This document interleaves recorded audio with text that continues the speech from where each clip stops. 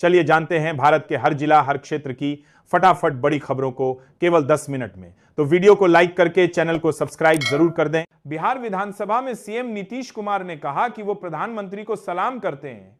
विपक्ष पर तंज कसते हुए बोले, काम करने वाले पर सवाल उठाना आसान है मगर विकास दिखता है। यूपी में कांग्रेस ने सपा से दूरी बनाकर पंचायत चुनाव अकेले लड़ने का ऐलान किया। बीजेपी ने निशाना साधते हुए कहा, जनता का भरोसा कमल पर है, वही भारी पड़ेगा। यूपी में युवक मौसी के प्यार में इतना डूबा कि मामला पुलिस तक पहुंच गया। समझाने बुझाने के बाद दोनों परिवार राजी हुए और कानूनन शादी कराई गई। स्थानीय लोग हैरान रह गए। विधायक पूजा पाल के बीजेपी में शामिल होने की चर्चा तेज। उन्होंने सीएम योगी और डिप्टी सीएम केशव मौर्य को अपना अभिभावक बताया। राजनीतिक हलकों में नए सियासी संकेत देखे जा रहे हैं। सपा नेता ने सर कार्यक्रम पर सरकार को घेरा। बोले, जब सरकार के पास करने को काम नहीं होता तब ऐसे कार्यक्रम शुरू किए जाते हैं। बयान के बाद राजनीतिक गर्माहट बढ़ी। अखिलेश यादव ने सर को लेकर बीजेपी पर हमला बोला। कहा, अगर वोट का अधिकार छीना गया तो आरक्षण भी खतरे में पड़ जाएगा। बयान से सियासी माहौल और गर्म हो गया।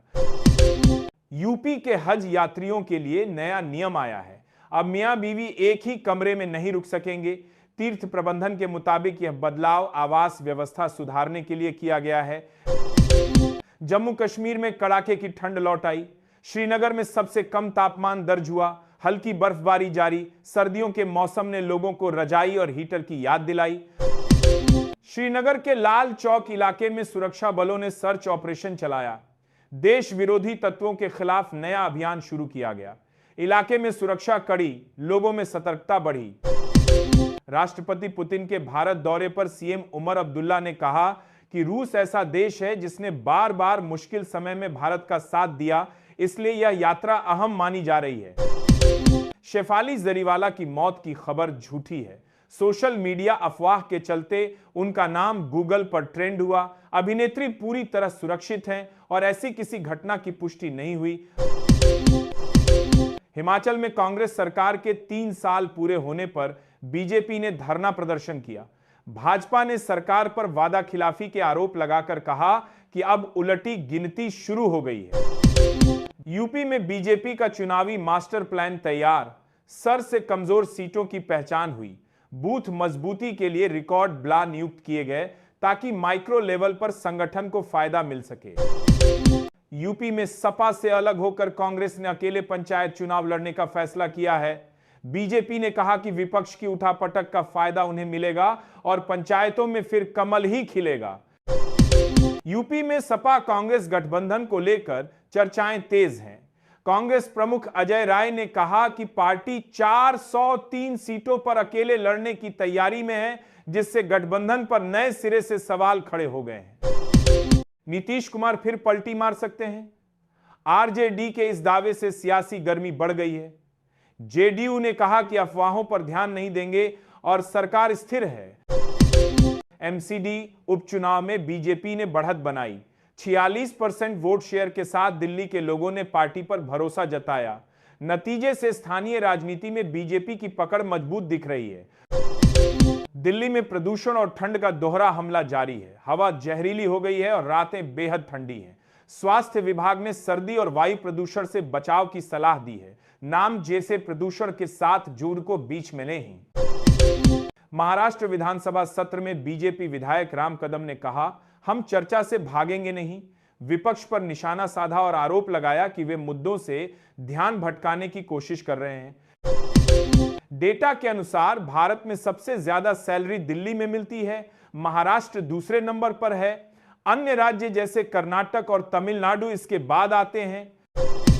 राहुल गांधी के आरोपों पर सरकार ने कहा कि विदेशियों से मिलने या न मिलने का मामला विदेशी नेता की अनुमति पर निर्भर करता है। विदेश नीति और सुरक्षा के तहत ही निर्णय लिया जाता है। कल आरबीआई का मौद्रिक नीति फैसला आने वाला है। एक्सपर्ट्स का कहना है कि आर्थिक स्थिति, मुद्रास्फीति और बाजार की मांग को देखते हुए रेपो रेट में संभावित कटौती या स्थिरता हो सकती है। दुनिया का सबसे फेमिनिन देश फिनलैंड है।